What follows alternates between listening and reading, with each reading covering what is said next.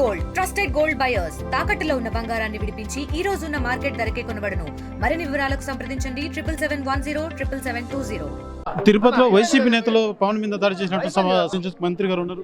సరే, ఏదో దాడి చాలా తప్పు విషయం ఇది. ఏ దళితుడిని కాదు, ఏ మనిషిని కూడా కొట్టకూడదు. దళిత బిడ్డ, అమాయకమైనటువంటి బిడ్డ, ఏదో లావాదేవీలో కొంచెం ఇబ్బంది ఉంది. అయినప్పటికీ కూడా అతనికి లాఠీలతో కొట్టడం, దాని వీడియో తీసి వాళ్ళ తల్లిదండ్రులు కూడా పంపించడం, అలాగే ఇతరులు కూడా పంపించి మేము మీకు డబ్బు ఇవ్వాల్సి ఉంటే మీరు వచ్చి తీసుకోండి చెప్పే విధానం అనేది చాలా ఇది కఠినంగా తీసుకుంటాను. అది కూడా మాజీ ఎమ్మెల్యే కరుణాకర్ రెడ్డి శిష్యులు వాళ్ళ ఇంట్లో కూడా దొరికారు కాబట్టి తప్పకుండా వీలైతే వారి మీద కూడా కేసు పెట్టి ఇలాంటి అరాచకాలు. ఎందుకంటే తిరుపతి ఒక పయస్ సెంటర్, ఎప్పుడు శాంతియుతంగా మంచి వాతావరణం ఉండి ఇతర రాష్ట్రాలకు, ఇతర దేశాల నుంచి కూడా వచ్చి ఇక్కడ దర్శించుకుని ఇక్కడ నుండి వెళ్ళాలి. ఒక మంచి వాతావరణం క్రియేట్ చేయడానికి మేము ట్రై చేస్తా ఉన్నాం. అలాంటి వాతావరణం క్రియేట్ చేసే తరుణంలో ఇలాంటి ఆగడాలని మేము తీవ్రంగా ఖండిస్తా ఉన్నాం.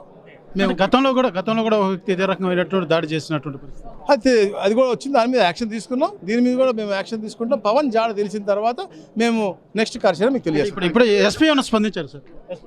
అదే టీమ్స్ పంపించాము. పవన్ జాడ తెలియాలి ముందు. అతను ఎక్కడున్నారో తెలియట్లేదు. మీ ద్వారా మేము పవన్కి ఒక ప్లీ ఇచ్చాము. తప్పకుండా మీరు రండి, మేము తప్పకుండా అండగా ఉంటాం, మీరు కేసు ఇవ్వండి చెప్పి మేము ప్లీ ఇస్తా ఉన్నాం. తప్పకుండా వాళ్ళు వస్తారు.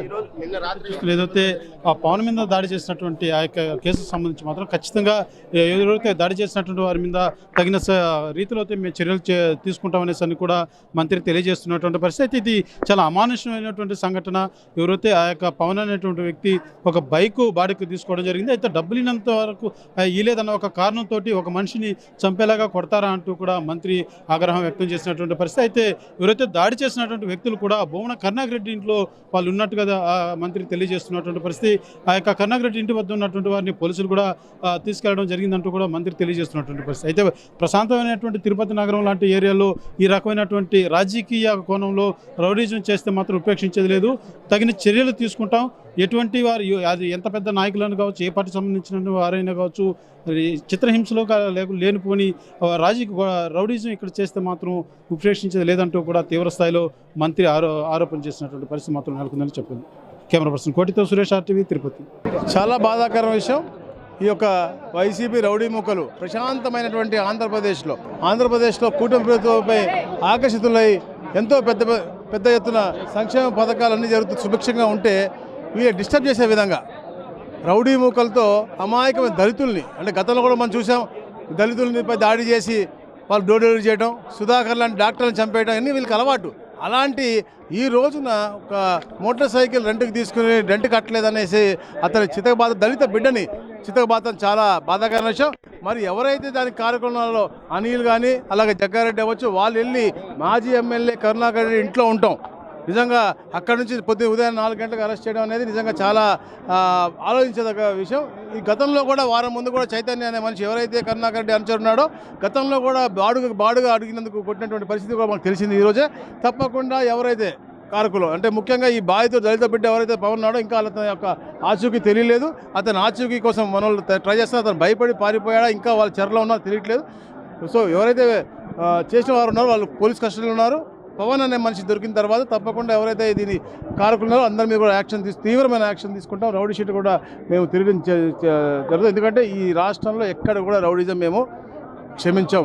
పులివెందల్లోనే రౌడీజం వద్దు అని చెప్పి అందరూ కూడా తెలుగుదేశం పార్టీ వైపు ఆకర్షిస్తుంది.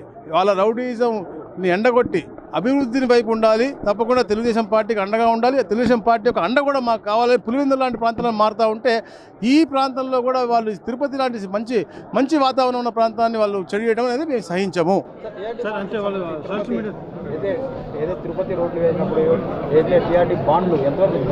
టీడీఆర్ బాండ్ ఎంక్వైరీ జరుగుతుంది బ్రదర్. వెరీ సూన్ ఎంక్వైరీ పూర్తవుతుంది. తప్పకుండా ఎవరైతే స్కామ్లో ఉన్నారో అందరూ కూడా అరెస్ట్ చేస్తారు. ఇప్పుడు ఎవరైతే పవన్ దెబ్బతిన్నాడో అతను జనసేన పార్టీ సంబంధించిన వ్యక్తిని ఎమ్మెల్యే దగ్గర పిఏ అని చెప్పేసి కూడా మోసం చేశాడు. వాళ్ళు వివిధ సోషల్ మీడియాలో కూడా పోస్టులు చేస్తున్నారు వైసీపీ సంబంధించి. అసలు ఇప్పుడు కూటమి పార్టీ మేమంతా కూడా హ్యాపీగా మేము చేస్తూ ఉన్నాం. కూటమి పార్టీకి సంబంధించిన వ్యక్తిని కొట్టాలని కూడా నేను ఆలోచన చేయట్లేదు. ఒక దళిత బిడ్డ ఏదో అవసరానికి బండి రెంట్కి తీసుకున్నాడు, డబ్బులు సకాలంలో కట్టలేదు. కట్టకపోతే వేరే మార్గాలు ఉంటాయి తీసుకోవడానికి. అంతేకాని మనిషి చంపుతారా కొడతారా? దీన్ని ఎట్టి బస్సులో మేము క్షమించాము. దాన్ని మళ్ళీ వాళ్ళు పోస్టింగ్లు పెట్టి ఇతను ఎవరికైనా బాకీ ఉంటే వచ్చి కలెక్ట్ చేయండి మా దగ్గర ఉన్నాడని చెప్పి పిలిపించుకుని కొట్టడం అనేది ఇంకా బాధాకరమైన విషయం. ఇలాంటి ఈ ప్రభుత్వం ఎప్పుడు కూడా సహించదు, ఒప్పుకోలేదు. తీవ్రమైన యాక్షన్ తీసుకుంటాం. ఎస్పీకి కూడా నేను చెప్పడం జరిగింది, ఎస్పీకి కూడా చాలా గట్టిగా చెప్పడం జరిగింది. తెలుగులో ఫాస్టెస్ట్ న్యూస్ యాప్ ఇప్పుడు కొత్త అవతారంలో 5 సెకండ్లోనే పూర్తి వార్తా సమాచారం మీ చేతిలో. సోషల్ మీడియా ట్రెండ్స్ మీ కళ్ళ ముందుకే live TV and voice search ఆప్షన్స్తో ఇప్పుడే డౌన్లోడ్ చేయండి. యాప్ లింక్ డిస్క్రిప్షన్లో ఉంది.